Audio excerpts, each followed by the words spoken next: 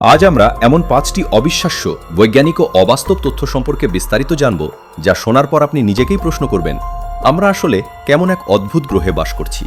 বিশেষ করে 4 এবং 5 নম্বর তথ্যটি আপনার চেনা পৃথিবীর সংজ্ঞাটাই বদলে দেবে। চলুন শুরু করা যাক। নাম্বার 1, ফুটন্ত নদী, প্রকৃতির এক নরককুণ্ড। পেরুর আমাজন রেইন ফরেস্টের গভীর এক ঘন জঙ্গলে লুকিয়ে আছে সিনাই টিম্পিস্কা, স্থানীয় ভাষায় যার অর্থ সূর্যের তাপে ফুটন্ত নদী। প্রায় 6.4 কিলোমিটার দীর্ঘ এই নদীর পানি 24 ঘন্টা ফুটন্ত কেটলির মতো টকবক করছে। এখানকার পানির গড় তাপমাত্রা 86 ডিগ্রি সেলসিয়াস থেকে শুরু করে কোথাও কোথাও 100 ডিগ্রি সেলসিয়াস পর্যন্ত পৌঁছে যায়, যা পানি ফোটার সর্বোচ্চ সীমানা। এই নদীতে কোনো ছোটখাটো বন্যপ্রাণী যেমন ব্যাঙ, সাপ বা পাখি যদি অসাবধানতাবশত পড়ে যায়, তবে তারা বাঁচার কোনো সুযোগ পায় না। ফুটন্ত পানি প্রথমে তাদের চোখ নষ্ট করে দেয় এবং মুহূর্তের মধ্যে শরীরের চামড়া ও মাংস হাড় থেকে আলাদা করে সেদ্ধ করে ফেলে। স্থানীয় উপজাতিরা একে অত্যন্ত পবিত্র এবং বিপজ্জনক মনে করে। এখন প্রশ্ন হচ্ছে, পানি এত গরম কেন? পৃথিবীতে যত গরম পানির উৎস বা ঝরনা আছে, তার সবগুলোর পেছনেই থাকে কোনো না কোনো সক্রিয় আগ্নেয়গিরি বা ফলকানো। কিন্তু রহস্যের বিষয় হলো, এই নদীটি থেকে সবচেয়ে কাছের আগ্নেয়গিরির দূরত্ব প্রায় 700 কিলোমিটার। বিজ্ঞানীদের ধারণা, পৃথিবীর ভূগর্ভস্থ কোনো ফাটল দিয়ে একদম ভেতরের লাভাতপ্ত পানি তীব্র চাপে উপরে চলে আসে এবং এই নদীর সাথে মিশে যায়। তবে এর সুনির্দিষ্ট প্রমাণ আজও পাওয়া যায়নি। নাম্বার 2, মহাকাশের গন্ধ, পোড়া লোহা ও গান পাউডার। মহাকাশ বা ভ্যাকুয়াম মানেই তো এক বিশাল শূন্যতা, যেখানে কোনো বাতাস নেই। স্বাভাবিকভাবেই সেখানে কোনো গন্ধ থাকার কথা নয়। কিন্তু নাসার নভোচারীরা যখনই ইন্টারন্যাশনাল স্পেস স্টেশন থেকে স্পেসওয়াক করে ভেতরে ফেরেন, তারা এক অভূতপূর্ব অভিজ্ঞতার কথা জানান। তারা দাবি করেন, মহাকাশের নিজস্ব একটা তীব্র এবং অদ্ভুত গন্ধ আছে। ডন পেটিট বা টনি অ্যান্টোনিলির মতো বিখ্যাত নভোচারীদের বর্ণনা অনুযায়ী এই গন্ধটি কোনো সুগন্ধি নয়। এটি মূলত পোড়া মেটাল বা লোহা, কড়া তপ্ত গান পাউডার, ওয়েল্ডিং করার সময় নির্গত ধোঁয়া এবং আগুনে পোড়া সেদ্ধ মাংসের এক তীব্র মিশ্রণ। যখন তারা স্পেস স্টেশন বা মহাকাশযানের এয়ারলক খোলেন, তখন তাদের স্পেস স্যুট, হেলমেট এবং গ্লাভসে এই গন্ধটি লেপ্টে থাকে। বিজ্ঞানীদের গভীর গবেষণার পর এর একটি ব্যাখ্যা পাওয়া গেছে। মহাকাশে যখন কোনো নক্ষত্র বা তারার মৃত্যু হয়, তখন এক বিশাল বিস্ফোরণ ঘটে, যাকে সুপারনোভা বলা হয়। এই বিস্ফোরণের ফলে মহাকাশে পলিসাইক্লিক অ্যারোমেটিক হাইড্রোকার্বন PAH নামের এক ধরনের রাসায়নিক কণা ছড়িয়ে পড়ে। এই কণাগুলোই মহাশূন্যে ভেসে বেড়ায় এবং নভোচারীদের পোশাকে আটকে গিয়ে এই অদ্ভুত ও তীব্র গন্ধের সৃষ্টি করে। নাম্বার 3, অমর জেলিফিশ, বয়সের ঘড়ি উল্টো ঘোরে। পৃথিবীর প্রতিটি প্রাণীর একটা নির্দিষ্ট আয়ু থাকে। জন্ম, বৃদ্ধি, বার্ধক্য এবং মৃত্যু, প্রকৃতির এই চিরন্তন নিয়ম কেউ এড়াতে পারে না।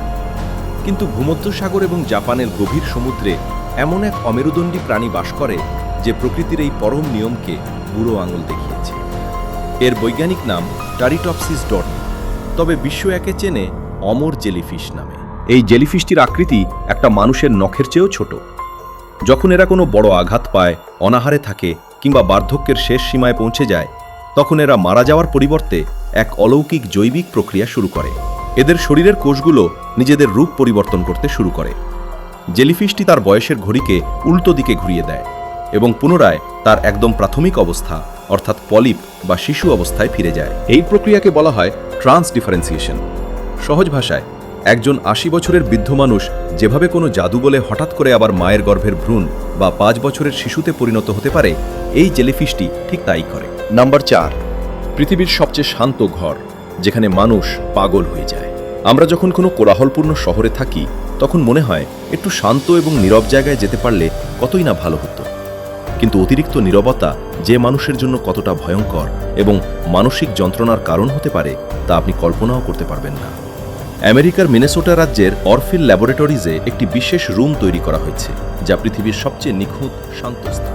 এই রুমটি 99.99 ভাগ বাইরের শব্দ শোষণ করে নিতে পারে। এর নীরবতার মাত্রা -9.4 ডেসিবেল। এই রুমে পা রাখার কয়েক সেকেন্ডের মধ্যে চারপাশের পৃথিবী সম্পূর্ণ স্তব্ধ হয়ে যায়, আর তখনই শুরু হয় আসল হরর বা ভৌতিক অভিজ্ঞতা।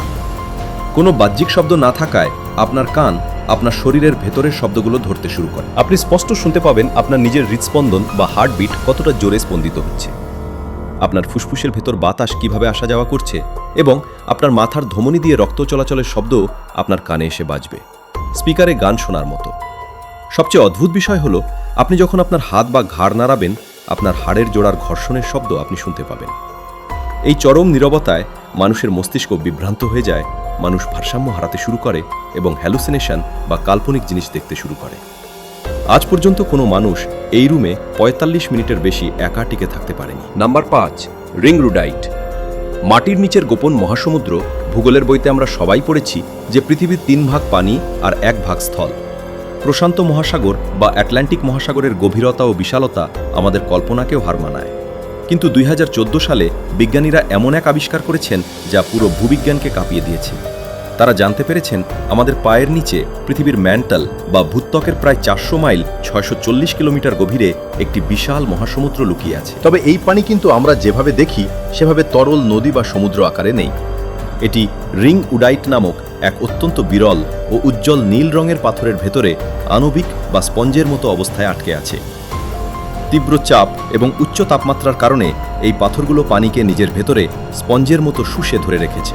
বিজ্ঞানীদের হিসাব অনুযায়ী মাটির নিচের এই রিং উডাই পাথরের স্তরে যে পরিমাণ পানি সঞ্চিত আছে তা যদি কোনোভাবে তরল হয়ে ওপরে চলে আসে তবে পৃথিবীর ওপরের সমস্ত মহাসমুদ্রের পানি এক হয়ে যাবে এবং তার আয়তন বর্তমানের চেয়ে ৩ গুণ বেড়ে যাবে।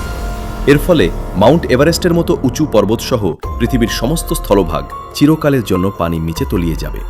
প্রকৃতির এই গভীর এবং অবিশ্বাস্য রহস্যগুলো আমাদের মনে করিয়ে দেয় যে আমরা আসলে কতটা কম জানি। এই ৫টি তথ্যের মধ্যে কোন তথ্যটি আপনাকে সবচেয়ে বেশি চমকে দিয়েছে? কমেন্ট বক্সে আপনার মতামত আমাদের অবশ্যই জানান। ভিডিওটি যদি আপনার একটু ভালো লেগে থাকে এবং নতুন কিছু শিখতে পেরেছেন বলে মনে হয় তবে এখনই ভিডিওটিতে একটি লাইক দিন। আর এমন আরও রোমাঞ্চকর, রহস্যময় ও অজানা বৈজ্ঞানিক তথ্যের ভিডিও নিয়মিত দেখতে আমাদের চ্যানেলটি সাবস্ক্রাইব করে বেল আইকনটি অন করে রাখুন। দেখা হবে আগামী পর্বে। ততক্ষণ ভালো থাকুন, সুস্থ থাকুন। ধন্যবাদ।